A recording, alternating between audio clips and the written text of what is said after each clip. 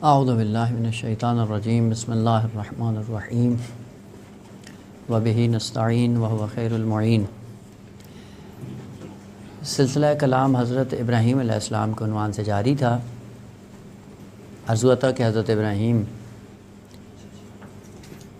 جب آگ میں پھینک دیے جاتے ہیں اور آگ ان کو چھوتی تک نہیں ہے، بڑے اطمینان کے ساتھ جب آگ میں بیٹھے ہوتے ہیں، وہیں سے لوگوں کی ذہنیت چینج ہونا شروع ہو جاتی ہے کہ عجیب بات ہے کہ وہ لوگ جو اپنے خداؤں کے سامنے اپنی حاجات رکھتے تھے اور اپنے زعم و گمان میں سمجھتے تھے کہ شاید یہ ہمارے لیے نافع ہیں یا ضار ہیں، انہوں نے جب اپنی آنکھوں سے دیکھا کہ وہی آگ جو ہماری معبود بنی ہوئی ہے، جن سے ہم حاجات لیتے ہیں، جن سے ہم نے اپنے مقاصد کو پورا کرنا ہے، اس آگ کے اندر اتنی سکت نہیں ہے کہ ہمارے خداؤں کے دشمنوں کو یا دشمن کو جلا سکے۔ اور یہی وہ نقطہ تھا جہاں سے انسان کی فطرت بیدار ہونا شروع ہو جاتی ہے۔ ظاہر سی بات ہے، جب آنکھوں سے آدمی ایک حقیقت کو دریافت کر لیتا ہے اور وہی حقیقت انسان کی فطرت کو اگر بیدار بھی کر رہی ہو، وہیں سے تحول ایجاد ہو جاتا ہے، معاشرے کے اندر، افراد کے اندر یا کسی مکتب کے اندر۔ بس جب حقائق کو انسان فطرت کی نگاہ سے نہیں دیکھتا، تبدیلی نہیں آتی۔ تبدیلی کے لیے خداوند عالم کبھی کبھی ایک موقع فراہم کرتا ہے، جو استفادہ کرتا ہے سعادت کی راہ طے کرنا شروع کر دیتا ہے، اور جو اس فرصت کو گوا دیتا ہے پھر وہ فرصت اس کے ہاتھ نہیں آتی، اور وہی فرصت اس کے لیے حسرت بن جاتی ہے، اور پھر کاش کاش کر کے اپنے آپ کو کوستا رہتا ہے، لیکن وہ فرصت پھر انسان کے ہاتھ نہیں آتی۔ یہ بہت بڑی فرصت تھی قوم نمرود کے لیے کہ وہی آگ جس کی تم پوجا کرتے ہو، وہ آگ تمہارے اختیار میں نہیں ہے، کسی اور قدرت کے ہاتھ میں وہ چلتی ہے۔ وہ ذات جب چاہتی ہے یہ جلاتی ہے، جب ذات وہ چاہتی ہے تو یہ رک جاتی ہے۔ سارے اسباب فراہم ہونے کے باوجود حضرت ابراہیم علیہ السلام کو چھوتی تک نہیں ہے۔ یہیں سے پتہ چلتا ہے کہ کوئی طاقت ہے اس سے ماورا جو پوری زمام اور پوری توانائی کے ساتھ اس عالم کو چلا رہی ہے۔ لہذا جیسے ہی حضرت ابراہیم علیہ السلام آگ سے باہر آتے ہیں، ایک شور و غل مچ جاتا ہے کہ عجیب، یہ کیا ہے؟ البتہ پہلی تعبیر اگر آپ کے ذہن میں ہو تو عرض کی تھی کہ جب بتوں کو توڑا گیا تو وہاں پہ کہا کہ ایک نوجوان ہے جس کو ابراہیم کہتے ہیں، شاید یہ اسی کا کام ہو، اور یہ تعبیر ایک تحقیر آمیز تعبیر تھی ان کی طرف سے۔ بس اوقات جب کسی کو اہمیت نہیں دیتا ہے نا، تو ہاں فلاں ہے، یہ اس کا کام ہو سکتا ہے۔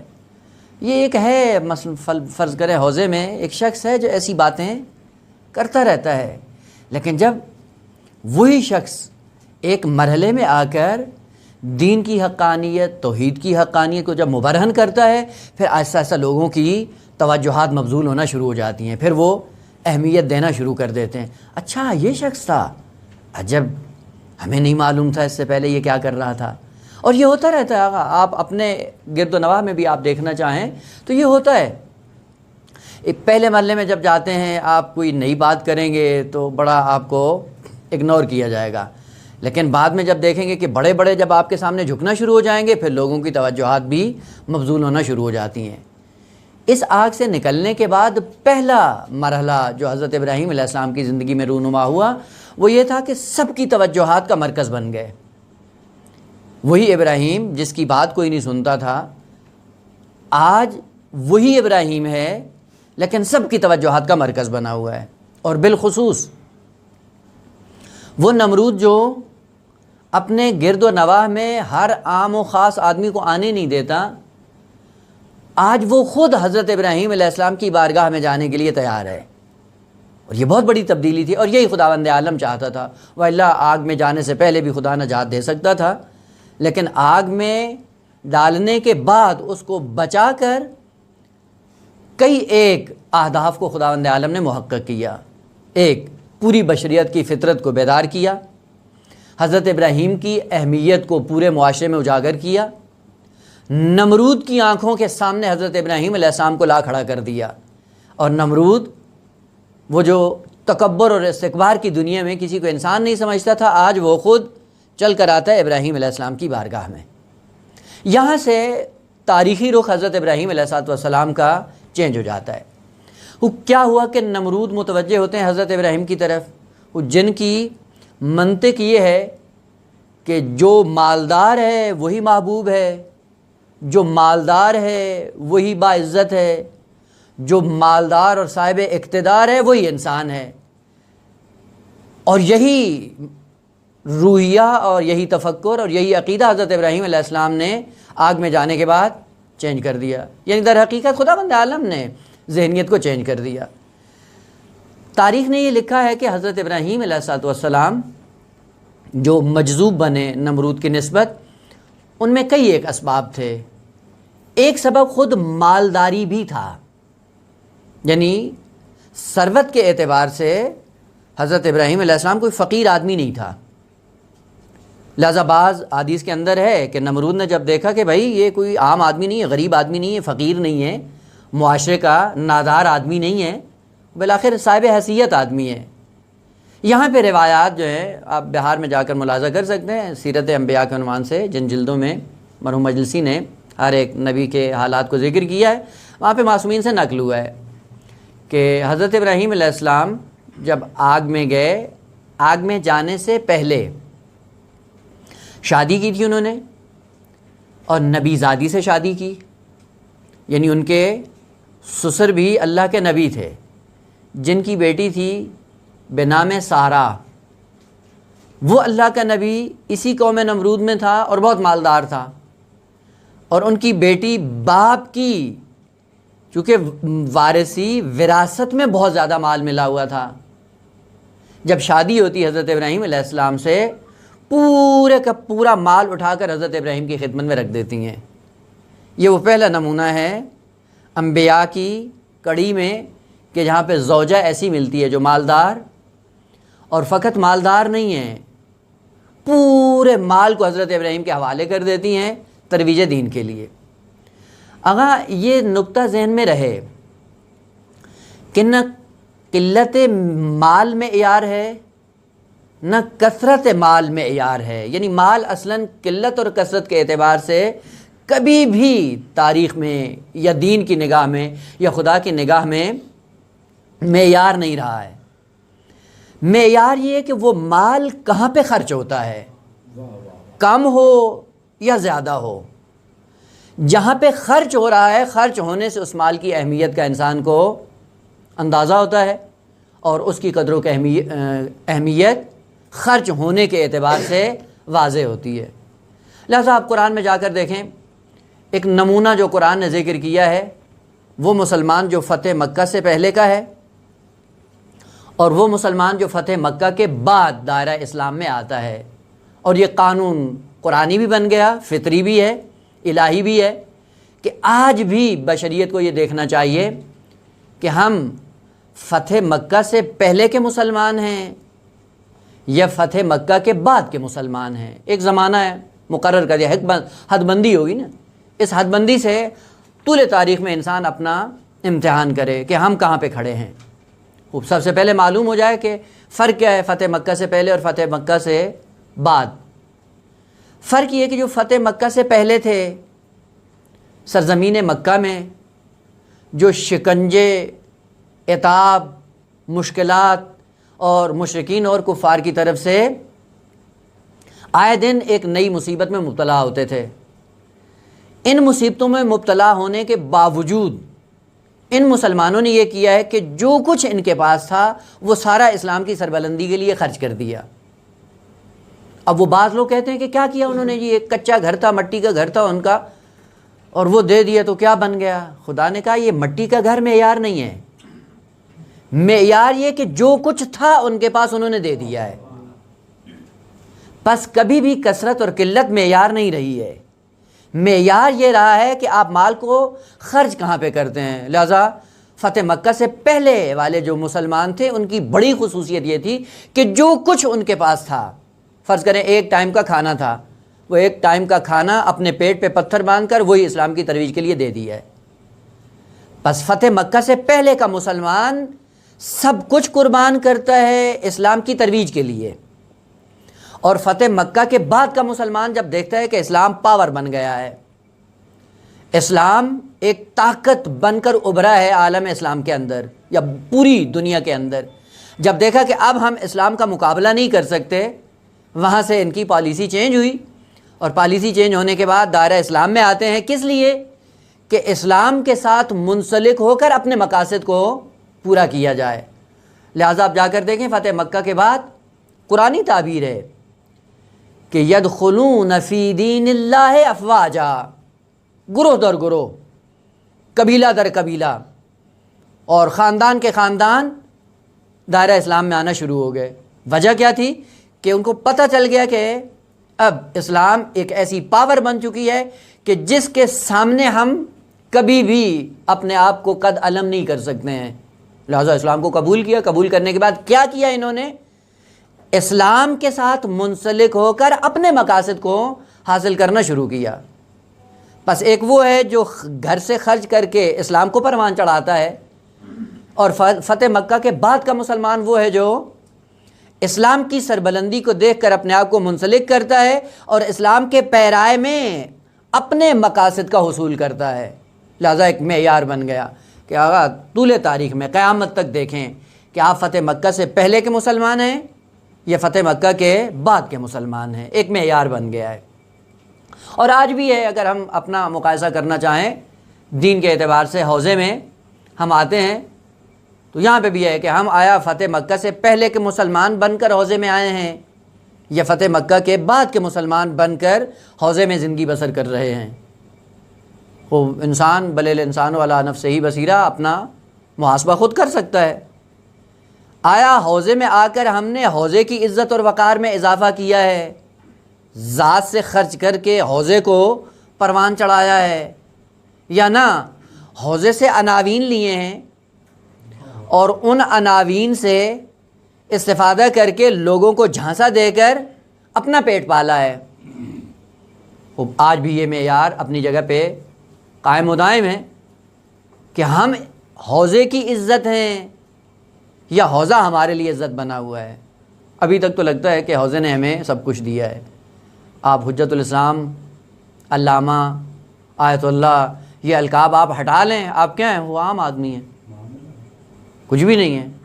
لیکن جب تک حجت الاسلام کا وہ پسمند آ جاتا ہے، آیت اللہ کا وہ کلمہ آ جاتا ہے، یا علامہ کا جھانسا آ جاتا ہے، تو وہاں پہ پھر کیا ہوتے ہیں؟ لوگ جھکنا شروع ہو جاتے ہیں، بڑی بڑی پوسٹوں والے، بڑے بڑے مالدار، یہ جو آ کر اس مولانا کے سامنے جھک رہے ہوتے ہیں، خوب ان کی ذاتی حیثیت ہے نا، یہ پیچھے لیبل تھا اسلام کا، جس اسلام کے سائے میں انسان نے ان سے اپنا مقام پایا اور اپنے آپ کو پروان چڑھا کر معاشرے کے اندر جا کر ظاہر کیا۔ اسی لیے مبلغ دینی کے لیے شرائط یہی ہیں۔ البتہ انشاءاللہ اگر مناسبت سے اگر وہاں پہ پہنچیں گے تو اس کو بھی حتماً عرض ہونا چاہیے کہ تبلیغ کیا ہے اور مبلغ کن کن خصوصیات کا حامل ہونا چاہیے۔ تبلیغ میں یہی ہے جو بزرگان نے بتایا، وہ یہ ہے کہ آقا آپ جب تبلیغ میں جائیں تو اگر آپ واقعاً مبلغ ہیں تو اس کا اثر ان علامات سے ظاہر ہونا چاہیے کہ آپ کے تبلیغ کے سائے میں آپ کا چرچا ہوتا ہے معاشرے میں یا دین کا چرچا ہوتا ہے۔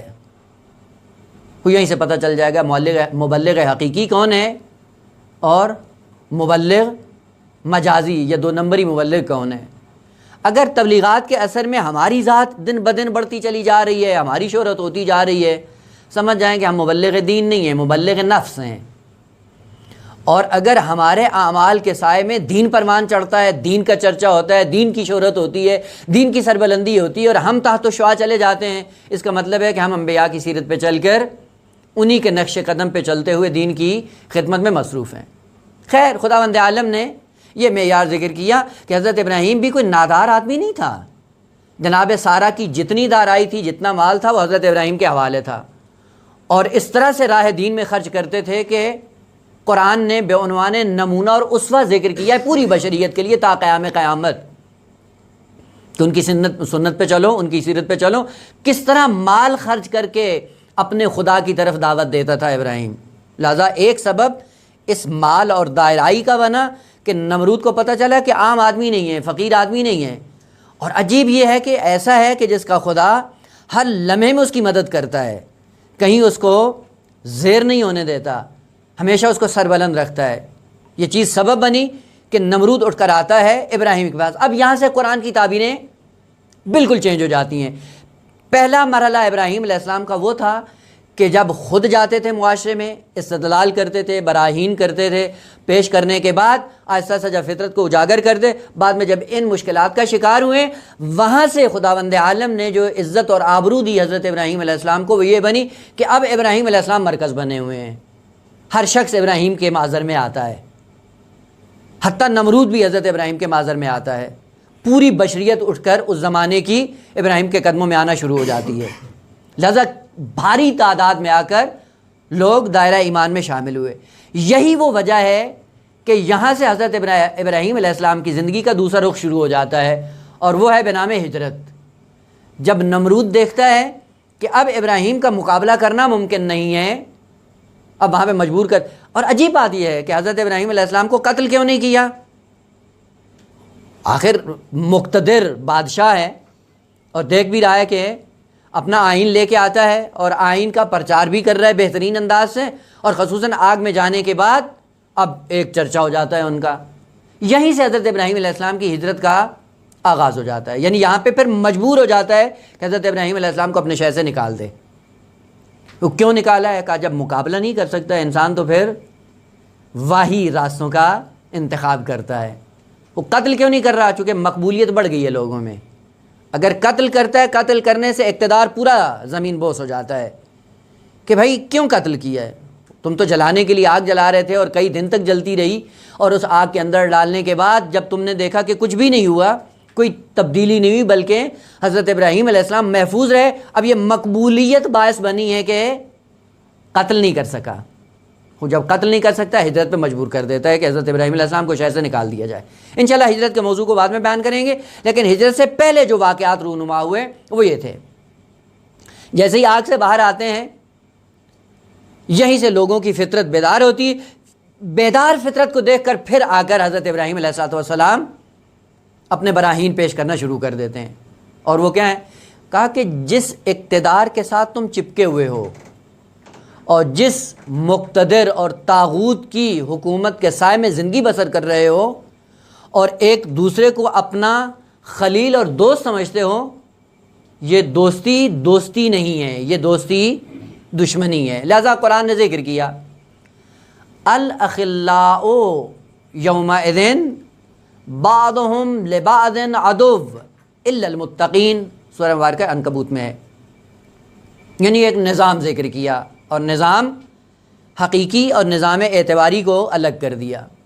کہا کہ اعتبارات کی دنیا میں زندگی بسر نہیں کرو۔ کیوں؟ کہ اعتبارات جتنے بھی ہیں ایک دن زمین بوس ہو جائیں گے، ختم ہو جائیں گے، لیکن اگر حقائق سے وابستہ رہے، حقائق کبھی ختم نہیں ہوتی، حقائق ہمیشہ ثابت ہوتی ہیں، پابرجا ہوتی ہیں، دائمی ہوتی ہیں، مستحکم ہوتی ہیں، اور ان کے اثرات مترتب ہوتے ہیں۔ لہذا آج بھی معیار ہے کہ ہماری زندگی اعتبارات کی دنیا میں چل رہی ہے یا حقائق کی دنیا میں زندگی بسر کر رہے ہیں، لیکن قانون خدا یاد رہے، اور وہ یہ ہے کہ اگر دوستی کا معیار اعتبارات ہیں، یہی آج کی دنیا قیامت کے دن دشمنی کی صورت میں ظاہر ہوگی، اور ہر دو طرف ایک دوسرے پہ قیامت کے دن لعنت کر رہے ہوں گے۔ کیوں لعنت کر رہے ہیں؟ کہ اس لیے کہ دوستی کا معیار اعتبارات بنے ہوئے تھے، لیکن اگر دوستی کا معیار حقائق بنتے ہیں تو وہ دنیا میں بھی انسان کو عزت دیتی ہے، اور آخرت میں بھی وہ دوستی انسان کے کام آتی ہے۔ من جملہ ان میں سے ایک ادب اسلامی بھی ہے، آپ جانتے بھی ہیں، غدیر کو 18 ذی الحجہ کو مبارک دن ہے پوری بشریت کے لیے بعثت پیغمبر کے بعد، اور آداب میں سے یا استحباب میں سے یہ ہے کہ صیغہ اخوت پڑھا جائے، یہ صیغہ اخوت کیا ہے؟ یہ صیغہ اخوت حقائق کی دنیا کی بات کر رہے ہیں، نہ اعتبارات کی. اور یہی صیغہ اخوت اگر واقعاً حقائق کی بنیاد پہ ہو، اس کا ادنا سا فائدہ یہ ظاہر ہوتا ہے کہ اگر دونوں میں سے ایک بہشتی ہے اور دوسرا 100% جہنمی ہو، بہشتی ہے اس کا ہاتھ کھینچ کے بہشت کی طرف لے جاتا ہے. خدا کا لطف ہے یہ، یعنی ادھر سے نہیں، اثر ادھر سے ظاہر ہوتا ہے. اور یہ صیغہ اخوت چونکہ حقیقت پر مبنی ہے، اس لیے اس کا اثر ظاہر ہوتا ہے سعادت کی صورت میں اور عزت کی صورت میں، نجات کی صورت میں، سربلندی کی صورت میں. لہذا ابراہیم علیہ السلام نے سب سے پہلے آگ سے نکلنے کے بعد جو قانون ذکر کیا سب قوم نمرود کے لیے وہ یہ تھا کہ اپنی دوستیوں کے معیارات کو بدلو. چونکہ کبھی ہماری دوستی ہوتی مال کو دیکھ کر، کبھی ہوتا ہے سامنے والے کی حیثیت کو دیکھ کر، کبھی اس کی شہرت کو دیکھتے ہوئے، کبھی اس کے مقام کو دیکھتے ہوئے. ان چیزوں کو دیکھنے کے بعد انسان اپنے آپ کو ان کے ساتھ منسلک کرنے کی کوشش کرتا ہے کہ یہ سارے اعتبارات ہیں اور یہ اعتبارات ایک دن ختم ہو جائیں گے. جہاں پہ اعتبار ختم ہو جائے گا حقیقت واضح ہو جائے گی. لہذا کتنے ایسے افراد ہیں اسی دنیا کے اندر زندگی بسر کرتے ہیں، دوسروں کے دائرہ دوستی میں آتے ہیں، لیکن ان کے اعتبارات کو دیکھ کر ان کے ساتھ اپنا رابطہ قربت برقرار کرتے ہیں. دینی بنیاد پہ نہیں ہوتا ہے. البتہ دین کے ساتھ رویہ بھی ہم یوں ہی کرتے ہیں، اعتبارات کے سائے میں دین کے ساتھ منسلک ہوتے ہیں، نہ دین کی حقیقت کو دیکھ کر دین کے ساتھ ہم منسلک ہوں.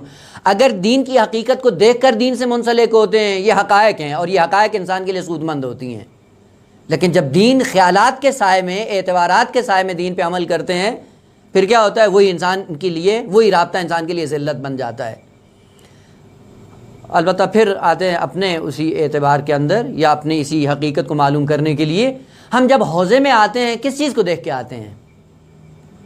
ایک زمانہ تھا حوضے کے اندر مشکلات تھیں، کھانے کا نہیں ملتا تھا، ریل پیل نہیں ہوتی تھی مال کی، اور اقل قلیل ایسی انسانیت کے افراد تھے جو آ کر دین پڑھتے تھے.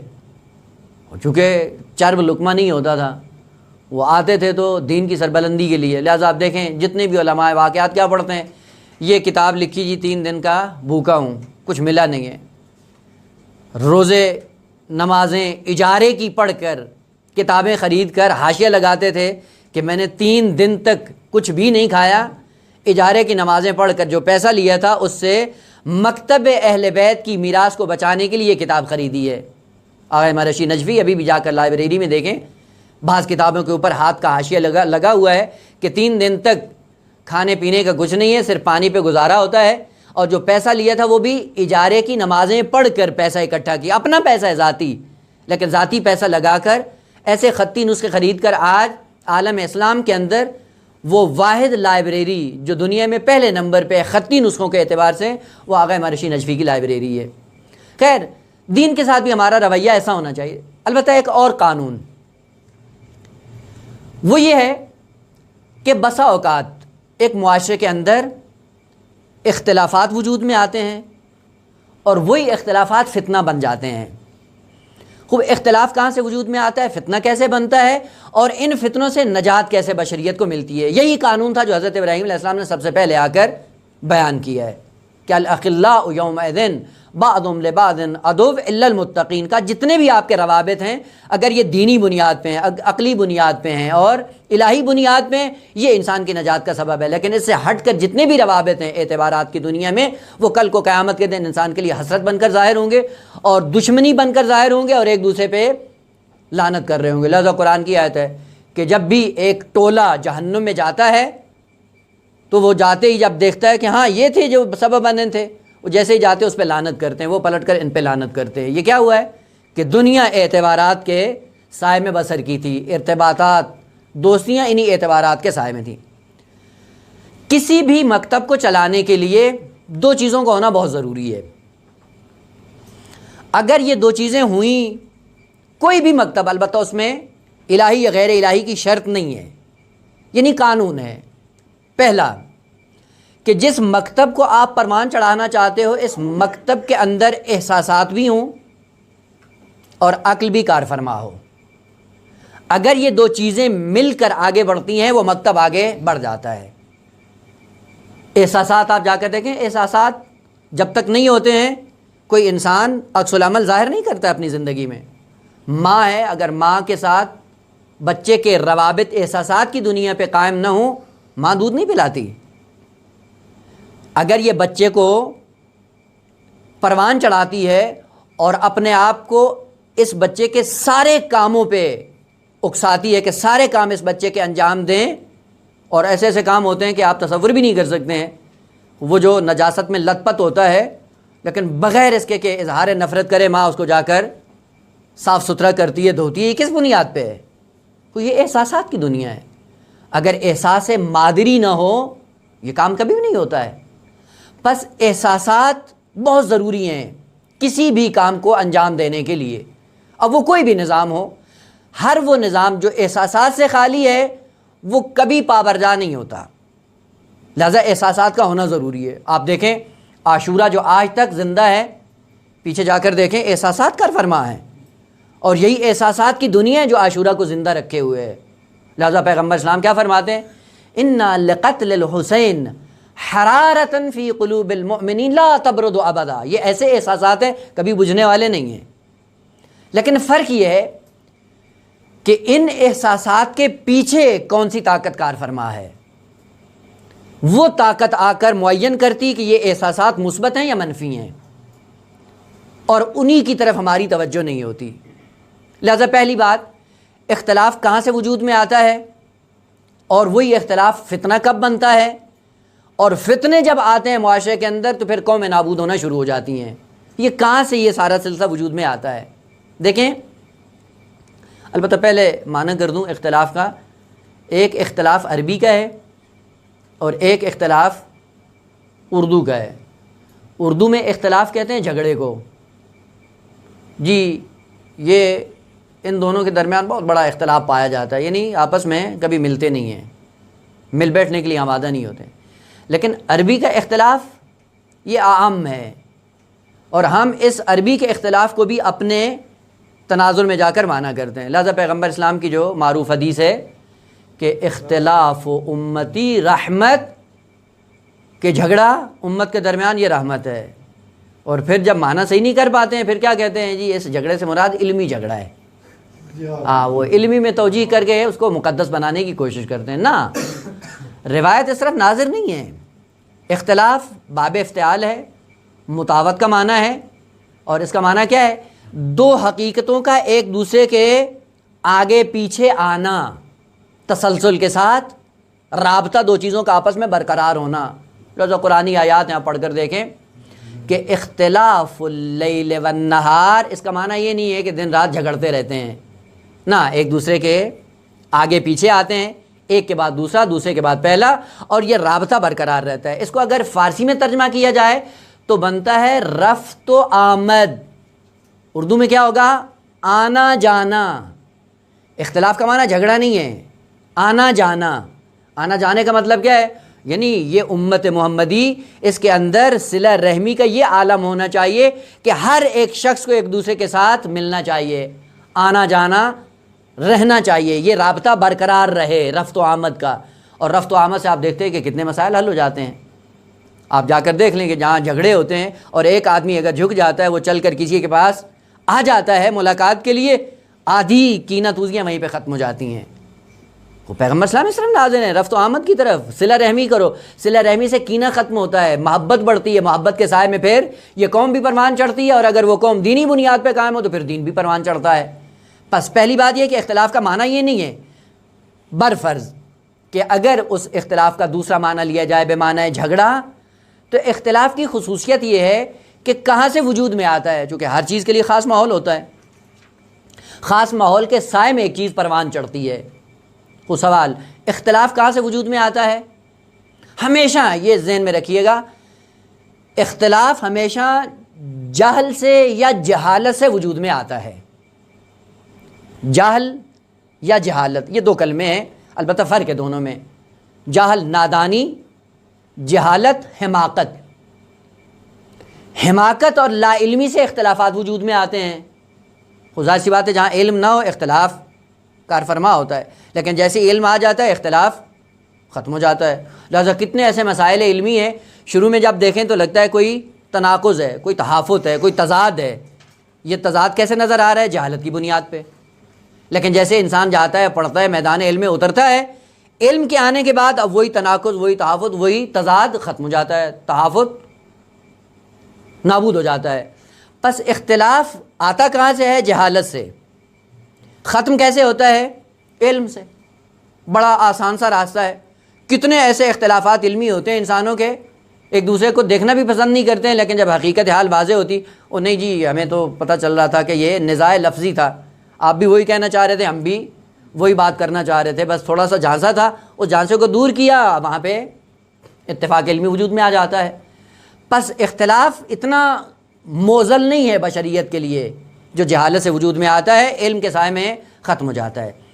لیکن فتنہ جو اس سے بڑھ کر آگے آتا ہے، جیسے کن فی الفتنۃ کابن اللبون، کہ فتنہ کے عالم میں آپ ابن لبون بن کر زندگی بسر کریں۔ یہ فتنہ کیا ہے؟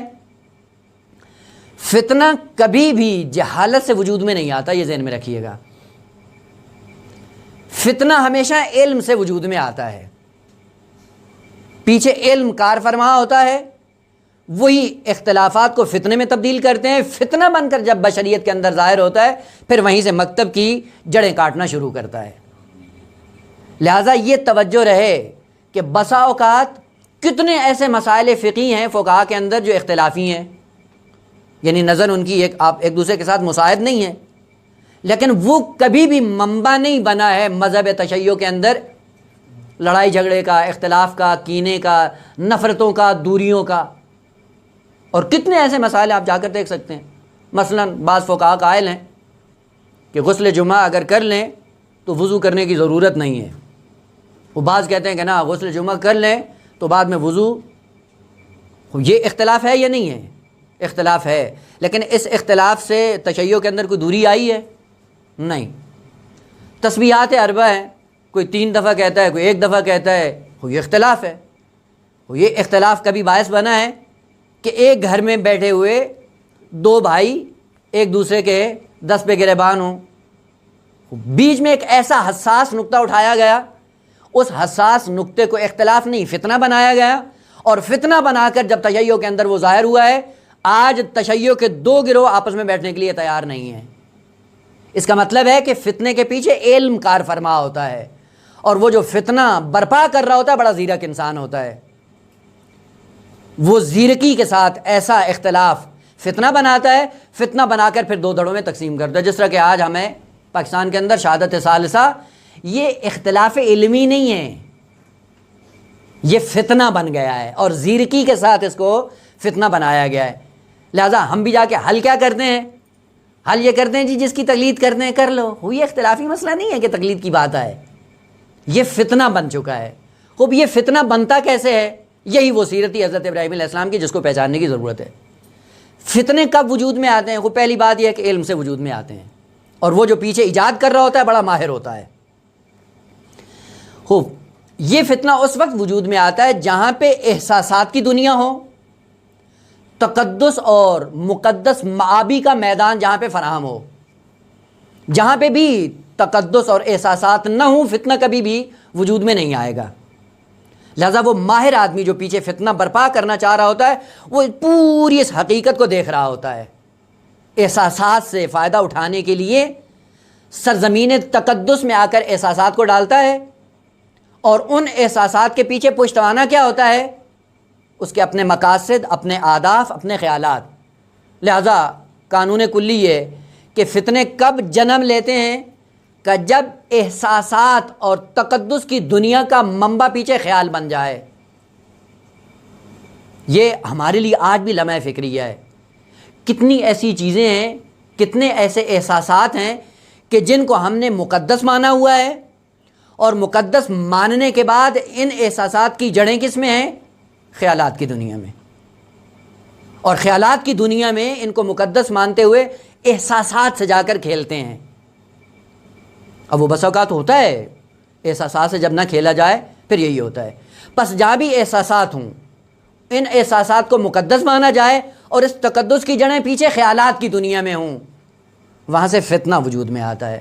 لہذا سرزمین یثرب پیغمبر کے ملک میں ایک حاکم کا قتل ہوتا ہے اور اس کے قتل ہونے کے بعد احساسات جاہلی ابھر کر آتے ہیں، اور ان احساسات کو مقدس سمجھتے ہوئے خیالات کی دنیا میں چونکہ جڑیں تھیں، وہ اگر قتل کیا ایک نے تو ایک کو قتل کرو۔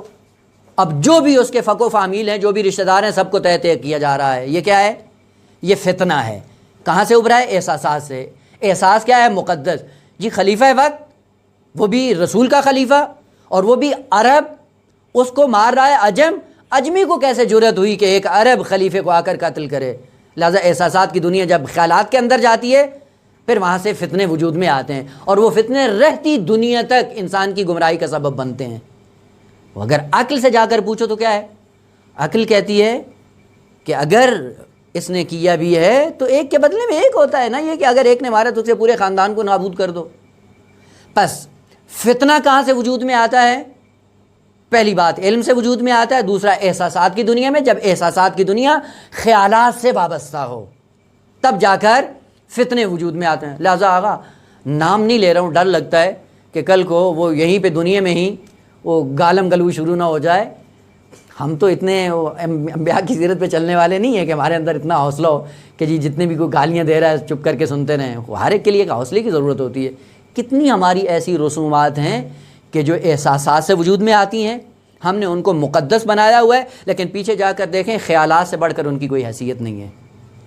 عقل کی روشنی میں جب ہم جا کر ان کو تولتے ہیں، کوئی چیز نظر نہیں آتی ہے۔ اگر احساسات کی جڑیں عقل میں جا کر وابستہ ہو جائیں، وہیں سے اسوہ وجود میں آتا ہے۔ وہاں سے فتنہ نہیں، اسوہ۔ جہاں پہ احساسات کی جڑیں پیچھے عقل سے وابستہ ہو جائیں، وہیں سے اسوہ وجود میں آتا ہے، اور ہر زمانے میں آ سکتا ہے۔ لہذا حضرت ابراہیم علیہ السلام نے جو کام کیا اور رہتی دنیا تک باقی ہے، اور آج بھی ہمارے لیے وہ سیرت بن کر ظاہر ہوتا ہے، وہ یہ ہے کہ جیسے ہی آگ سے باہر آتے ہیں پھر اپنے استدلالات کو بیان کرنا شروع کر دیتے ہیں۔ کن خداؤں کی پوجا کرتے ہو؟ تقدس ہے، احساسات ہیں، اور احساسات نہ ہوتے تو قربتاً اللہ یہ لکڑیاں جمع نہ کرتے۔ یہ جو قربتاً اللہ لکڑیاں جمع کر رہے ہیں اپنے خداؤں کی مدد کے لیے، احساسات ہیں، اور احساسات بھی مقدس بنائے ہوئے، لیکن ان کی جڑیں پیچھے خیالات کی دنیا میں ہیں کہ یہ ہمیں نفع پہنچاتے ہیں، یہ ہمیں نقصان پہنچا سکتے ہیں، ہماری دنیا بگاڑ سکتے ہیں۔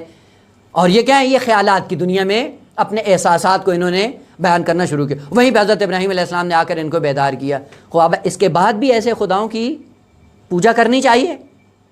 بس احساس ہے، تقدس ہے، احساس اور تقدس کی جڑ پیچھے عقل میں کار فرما، اس لیے خداوند عالم نے اٹھا کر حضرت ابراہیم علیہ السلام کو اسوہ بنا دیا۔ بس اسوہ کیا ہوتا ہے؟ کہ جو احساسات کو عقل کے سائے میں پروان چڑھاتا ہے، اور طاغوت کون ہوتا ہے؟ جو احساسات کو خیال کے سائے میں آگے پروان چڑھاتا ہے۔ لہذا جیسے حضرت ابراہیم علیہ السلام نے بتوں کو توڑا، آ کر یہ ملعون کیا کہتا ہے؟ حرقوہ ہو، اس کو جلا دو۔ کیوں؟ وانصروا آلہتکم، یہ احساسات ہیں۔ وانصروا آلہتکم ان کنتم، اگر کچھ کر سکتے ہو تو یہ کرو کہ اس دشمن خدا کو اٹھا کر جلا دو۔ اور انہوں نے جو لکڑیاں جمع کی وہ بھی کس بنیاد پہ تھیں؟ تقرب کی بنیاد پہ تھیں۔ لہذا یہ آج کا نمونہ نہیں ہے، کربلا میں بھی ایسے حیوان نما انسان موجود تھے جو آ کر امام حسین علیہ السلام کے لیے، حتیٰ جو لباس تھا امام علیہ السلام کے تن پر، وہ بھی تقرب کی نیت کر کے اتار رہے تھے۔ یہ کب ہوتا ہے؟ کہ جب احساسات کی دنیا خیالات سے وابستہ ہو جائے۔ لیکن اگر احساسات کی دنیا، تقدس کی دنیا عقل سے جڑ جائے، وہاں پہ اسوہ وجود میں آتا ہے۔ وہ اسوہ پھر صاحبان عقل کو اپنی طرف کھینچتا ہے۔ جیسے ہی کھینچتا ہے، وہیں سے دو جبہے اور دو دھڑے وجود میں آتے ہیں۔ ایک وہ ہے جو آپس میں جڑا ہوا ہے اعتبارات کی دنیا میں، اور ایک وہ ہے جو جڑا ہوا ہے آپس میں عقل کی دنیا میں۔ جو عقل کی دنیا میں اپنے ایک دوسرے کے ساتھ وابستہ ہوتے ہیں، کا ان کے درمیان رابطہ تأثیر اور اسوہ برقرار ہے، اور یہ قیامت کے دن ان کے لیے مفید فائدہ ہوگا۔ اور وہ جو اعتبارات کی دنیا میں ایک دوسرے کے ساتھ جڑے ہوئے ہیں، الاخلاء یومئذ بعضهم لبعض عدو الا المتقین، بس یہیں سے پتہ چلتا ہے قیامت کے دن ہم کس گروہ میں کھڑے ہوں گے۔ وہ آج یہیں پہ اپنا محاسبہ کریں کہ ہمارے روابط احساسات کے پیچھے خیالات پر مبنی ہیں، یا ہمارے احساسات اور عواطف اور محبت اور دوستی کا معیار پیچھے عقل کی بنیاد پہ قائم ہے۔ اگر عقل کی بنیاد پہ قائم ہے یہ کیا ہے؟ یہ تقوی کی بنیاد پہ، تقوی ایک حقیقت ہے اور تقوی انسان کو نجات دے گا۔ لہذا قیامت کے دن فقط ظہور ہی ظہور ہے، روابط وہی ہیں جو یہاں سے ہم بنا کے جا رہے ہیں، یا رابطہ عداوتی بنا کے جا رہے ہیں یا رابطہ تقوائی بنا کے جا رہے ہیں۔ لہذا خداوند عالم نے قبل از وقت آگاہ کر دیا، کل جب قیامت کے دن ہمارے پاس آنا تو اس وقت یہ آواز بلند نہ کرنا، یا لیتنی لم اتخذ فلانا خلیلا، کاش میں نے اس کو دوست نہ بنایا ہوتا۔ وہاں پہ یہ کاش کام نہیں آئے گا۔ آج اس کاش کو مٹا کر اپنے روابط کو عقل کے سائے میں پروان چڑھاؤ۔ پس پہلا کام جو حضرت ابراہیم علیہ السلام نے آگ سے نکلنے کے بعد کیا، وہ انسان کو زندگی انسانی بسر کرنے کے لیے قانون دیا، اور وہ یہ تھا کہ اگر تم نمرود کے ساتھ وابستہ ہو اس بنیاد پہ کہ یہ مالدار ہے، تمہیں 2 ٹائم کا کھانا دے دیتا ہے، تو یہ روابط اعتباری ہیں، کبھی بھی برقرار ہو سکتے ہیں، کبھی بھی ختم ہو سکتے ہیں۔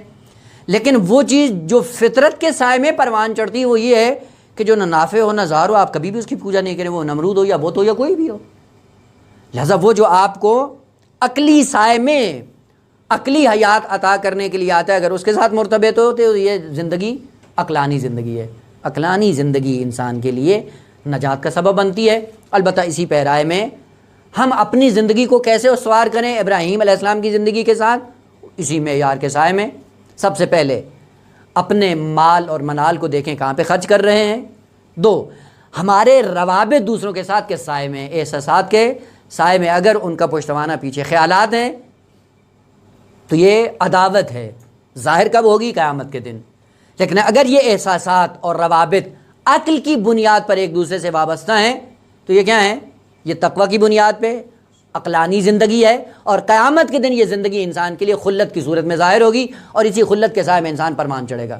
ایک اور بیماری جو اسی کے ذیل میں ہمارے خود حوضے کے اندر موجود ہے، اور وہ لسانی تعصب یا گروہی تعصب۔ ایک شخص ہے، حوضے میں محنت کی ہے، پاکیزہ آدمی ہے، پڑھا ہوا ہے، اور اس کے علم سے استفادہ بھی کیا جا سکتا ہے، لیکن ہم کیا کہتے ہیں؟ نہیں جی اس کے پاس نہیں جانا۔ کیوں نہیں جانا؟ وہ ہماری پارٹی کا نہیں ہے، وہ ہمارے نظریے کا حامل نہیں ہے۔ یہ کیا ہے؟ یہ پارٹی نظریہ، یہ اعتبارات ہیں۔ آج اگر ان اعتبارات پہ اپنی زندگی کو استوار کیا، دنیا میں علم سے محروم رہو گے، قیامت میں نجات سے محروم رہو گے۔ لہذا کتنے ایسے لوگ ہیں جو صاحبان علم کے پاس فقط لسانی، جغرافیائی، پارٹی، نظریاتی تعصبات کی بنیاد پہ اپنا رابطہ منسلک نہیں کرتے ہیں، اور ایسے جاہلوں سے اپنا رابطہ وابستہ کیے ہوتے ہیں جو دنیا اور آخرت دونوں کے لیے انسان کے لیے نقصان دہ ہوتے ہیں۔ یہ سیرت ہے ابراہیم علیہ السلام کی، یہ فقط قرآن کی حد تک تو نہیں ہے، اس کو ہماری عملی زندگی کے اندر ہونا چاہیے۔